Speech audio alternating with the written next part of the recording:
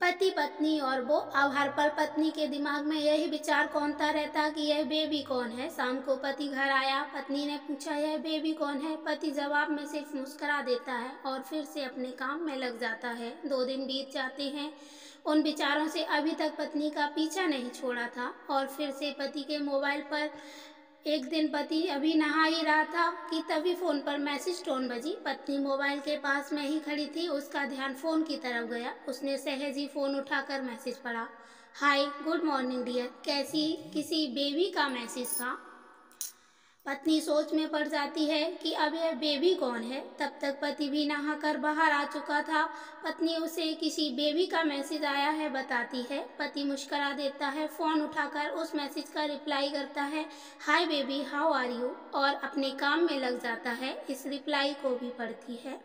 हर पल पत्नी के दिमाग में यही विचार घूमता रहता है कि यह बेबी कौन है। शाम को पति घर आता है, पत्नी उसे पूछती है, यह बेबी कौन है। पति जवाब में सिर्फ मुस्कुरा देता है और फिर से अपने काम में लग जाता है।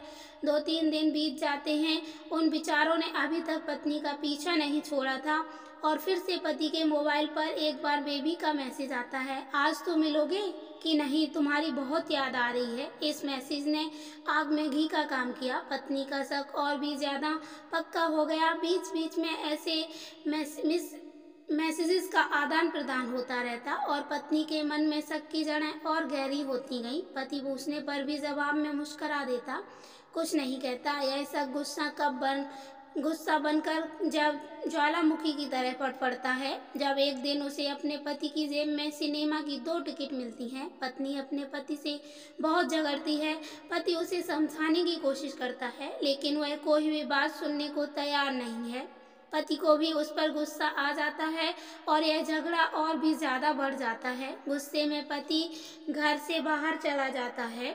पत्नी का गुस्सा पति से कई गुना ज़्यादा था। तुरंत वो अपना सारा सामान पैक करती है, एक चिट्ठी लिखती है कि मैं मायके जा रही हूँ हमेशा के लिए, और पति का घर छोड़कर चली जाती है। गुस्सा शांत होने पर जब पति घर आता है तो चिट्ठी पढ़कर उसके होश उड़ जाते हैं। 10 दिन बीत जाते हैं और गांव के उस घर पर डोरबेल बजती है जहां पत्नी रहने चली गई थी। पत्नी दरवाजा खोलती है। दरवाजे पर 10 साल की एक छोटी बच्ची हाथों में चिट्ठी लिए खड़ी है।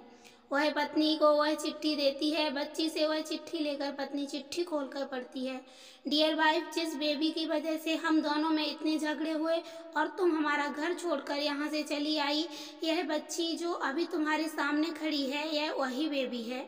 अनाथ आश्रम की एक प्यारी बच्ची इसी के साथ में बातें करता था, सिनेमा जाता था। पहली बार जब तुमने बेबी के बारे में पूछा था तो मैं जानबूझकर तुम्हें नहीं बताया। सोचा था थोड़ा मजाक करता हूँ, देखता हूँ तुम कैसे रिएक्ट करती हो।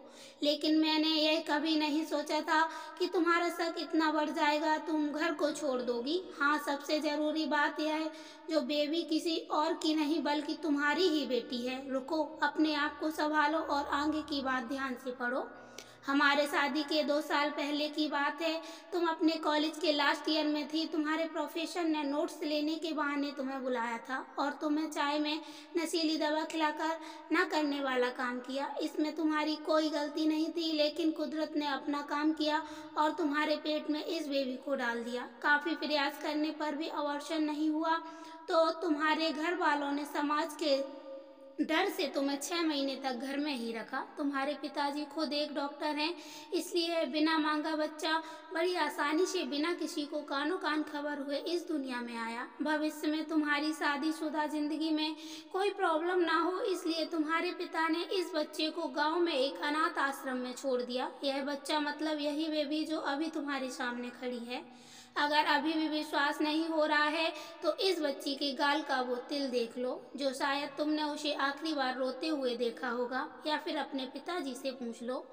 बेबी गाल का तिल देखती है और अभी भी चिट्ठी बाकी है, इसलिए वह आगे बढ़ती है। मुझे पता है अभी भी तुम्हारे मन में यह सवाल उठ रहा होगा कि यह सब मुझे कैसे पता। तुम्हें बता दूं कि यह सब तुम्हारे खुद के पिता ने ही अपने मन में उठ रहे पश्चाताप को शांत करने के लिए शादी के 1 महीने पहले मुझसे मिलकर सारी बात मुझे बताई थी। उन्होंने यह भी कहा था कि अगर मैं चाहूँ तो शादी से इनकार कर सकता हूँ। मैंने तब भी तुम्हें स्वीकार किया क्योंकि इस पूरी घटना में तुम्हारी कोई गलती नहीं थी और हमारी शादी हो गई। तुमने मुझे बहुत प्यार किया। बट पिता से बेबी के बारे में जानने के बाद मैं उसे मिले बिना नहीं रह सका। मैं बीच बीच में उससे मिलता था। उससे मिलना, मेरे उसके साथ समय बिताना मुझे अच्छा लगता था। कितनी प्यारी बच्ची बिना किसी गलती के क्यों सजा भुगते। बस इसलिए मैं उसे थोड़ी सी खुशी देने की कोशिश करता था। बस मुझे इतना ही कहना था। अब अगर तुम फिर से अपने घर आकर मेरे साथ रहना चाहो तब और सिर्फ तभी गैलरी में आ जाओ। तुम्हारा और सिर्फ तुम्हारा डियर पति। बिना एक क्षण के पत्नी देरी किए दौड़कर गैलरी में गई और पति के चेहरे पर मुस्कान। पति